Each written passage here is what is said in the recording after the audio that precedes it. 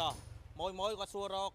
Honda Future bàแต่ไหล promotion แต่ไหลពិសេសតែไหล 1000 ជាងឥឡូវបានចូល stock នៅហាងហេងខ្ញុំអីបាទតែไหล 1580ឡើងទៅពុកម៉ែបងប្អូនអរគ្នាបាទនេះពណ៌ខ្មៅនេះ 1580ខ្មៅទទីនបាទអញ្ចឹងអាចតាក់តមកបានណាបាទចង់បាន Future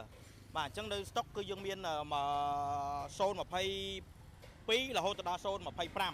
បាទហើយយើងមានគ្រប់ពណ៌ហើយតម្លៃចាប់ពី1580ឡើងទៅយើងមានខ្មៅយើងមានសយើងមានខៀវ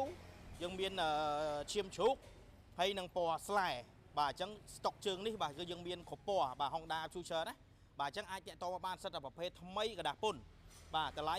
1580ឡើងទៅពុកម៉ែបងប្អូនចង់ទិញលុយសុទ្ធក៏បានវាយដូរក៏បានបងរំលោះក៏បានចង់រំលោះឯកសារតែ2មុខទេតាក់ញបានភៅឧស្សាហ៍ឬក៏តាក់ញបានសម្បត្តិកណើតអាចឆាតចូលវីដេអូរបស់ខ្ញុំមក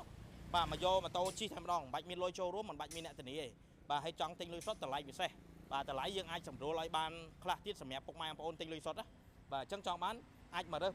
មកឆ្លាញ់អរគុណច្រើនបាយបាយជួបvớiខ្ញុំនៅវីដេអូក្រោយទៀត